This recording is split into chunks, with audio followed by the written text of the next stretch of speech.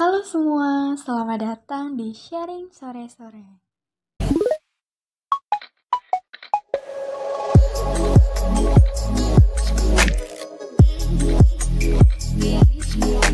Halo semuanya, selamat sore dan selamat datang di Sharing Sore-Sore. Kali ini aku bakal ngebahas topik yang cukup menarik. Kenapa? Karena topik ini tuh relate banget sama teman-teman yang mungkin usianya sekitar 20-30 tahun. Nah, lebih tepatnya sih sama kondisi emosionalnya ya. Jadi, kita akan membahas tentang quarter life crisis dan sama teman aku, Aulia. Halo Aulia. Gimana kabarnya, Ul? Alhamdulillah baik banget kayak tahun sebelumnya. Semoga tahun depannya juga baik. Oke, mungkin sebelumnya bisa memperkenalkan diri dulu, Ul. Oke, halo teman-teman semuanya. Perkenalkan, nama saya Aulia Rifa Ulbah dari Universitas Tridharma Magelang semester 3. Jadi udah semester 3 nih. Jadi kalau misalnya kita bahas tentang quarter life crisis, pasti relate banget dong sama kita karena usia kita ya segitu, tentang kayak rentang 20-30 tahun. Nah, jadi tuh quarter life crisis itu merupakan istilah psikologi yang menggambarkan kondisi emosional seseorang.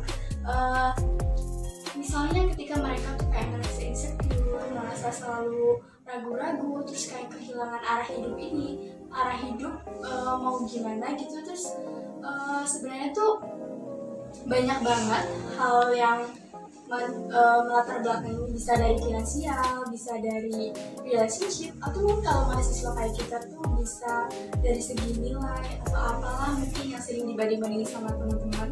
Nah, jadi ada data statistik yang mengatakan bahwa 86% orang yang ada di fase quarter life crisis itu sekitar rentang usia 20-30 tahun. Ciri-cirinya apa?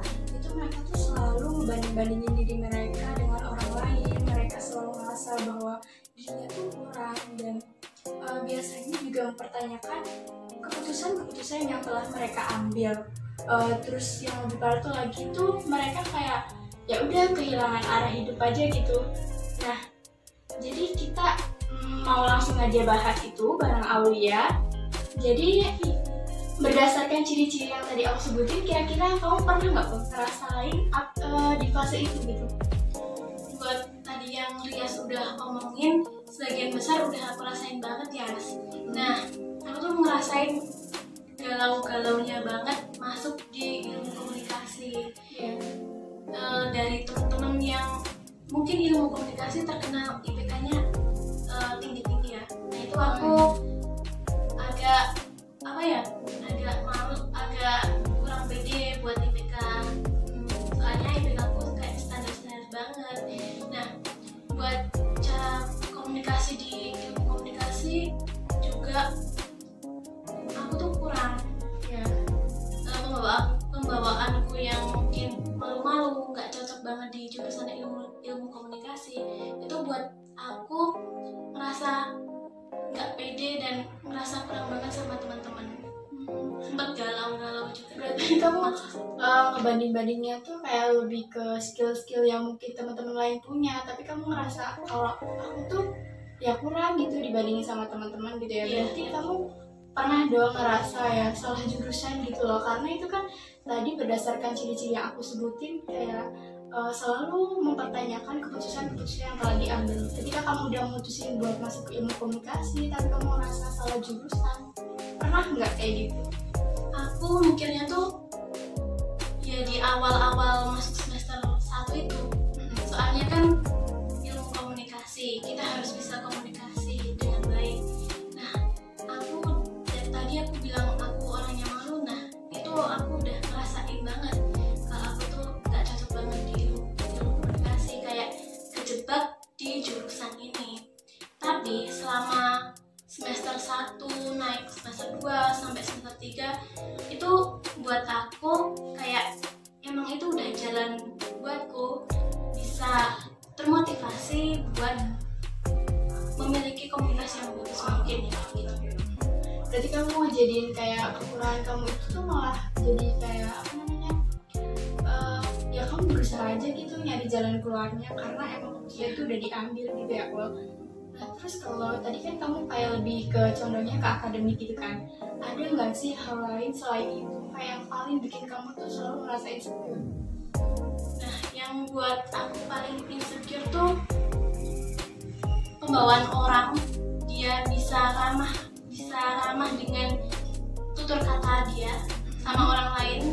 Ya emang dari komunikasi orang, kenapa dia bisa berani sama komunikasi dengan orang, bisa berdebat sama orang, bisa bisa lancar komunikasi sama orang, punya topik baru. Itu yang buat aku insecure banget. Berarti lagi-lagi itu tentang komunikasi ya, Pol. Apa namanya? Oh ya, jadi kita sekarang kuliah online kan. Nah itu ngehabisin kita tuh kayak ya udah di rumah aja, karena mau nggak mau kan kita juga harus social distancing, terus belajar juga dari rumah, kuliah dari rumah, nggak ketemu teman-teman dong.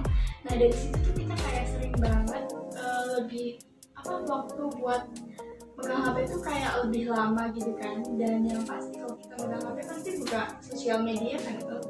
Nah dari sosial media itu kamu kayak ngerasa memicu kamu buat kayak berada di fase quarter life crisis nggak? Kayak kamu lihat postingan teman-teman terus kamu jadi insecure gitu nggak? Kalau buat media sosial aku nggak nambahin rasa insecure itu sih mas.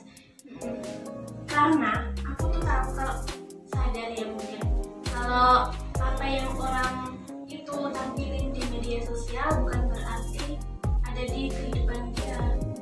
Nah, yang buat aku paling insecure itu ya di kejadian yang emang nyata aku alamin, aku lihat. Oh ya, berarti kayak kamu tuh nggak terlalu terpengaruh sama yang media sosial itu, tapi lebih ke relate-nya gitu ya, Pul.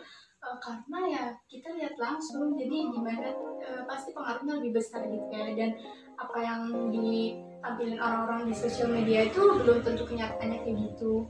Nah, terus tadi kan kamu bilang kayak sempat ngerasa salah jurusan, tapi kamu pada akhirnya tuh berusaha buat ya udah emang ini jalannya dan aku akan berusaha. Berarti kamu juga udah kayak berusaha keluar dari fase ini dan fase ini yang sekarang ini. Nah mungkin kamu bisa ngasih tips ke teman-teman gimana caranya ngatasin ketika kamu ada di fase quarter life crisis. Nah sebenarnya ini bukan aku ya yang ngasih tips, tapi aku tuh baca-baca sama denger-denger di akun YouTube yang aku sering lihat. Ada banyak banget, mungkin aku share beberapa aja ya. Cara biar kita ngelewatin masa-masa itu. Yang pertama, kita tuh bisa mengeksplor apa yang kita miliki sebenarnya, apa yang kita miliki. Nah, kita bisa tuh berproses, terus tanya ke diri sendiri, gimana sih cara kita untuk mengembangkan diri, mendalami hobi-hobi, terus sabar sama proses yang kita alami. Kita harus sadar kalau misal kita berproses tuh kita ada jatuhnya, ada kita nggak ngeraih apa yang kita jadi kita harus sadar itu kan. Ada lagi mungkin?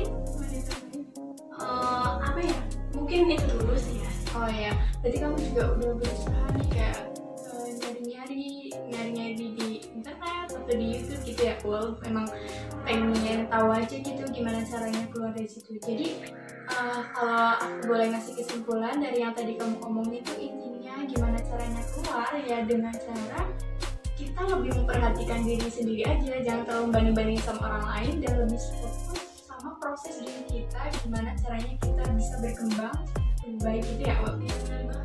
Ya oke teman-teman, jadi segitu aja mungkin sharing antara aku sama Aul yang bahas tentang quarter life crisis. Semoga ini juga berguna bagi teman-teman semua, dan aku juga yakin banget pasti banyak banget teman-teman yang lagi ngerasain atau lagi ada di fase ini gitu ya. Jadi mungkin segitu aja videonya. Terima kasih buat teman-teman yang udah nonton, dan sampai Aida, ya makasih.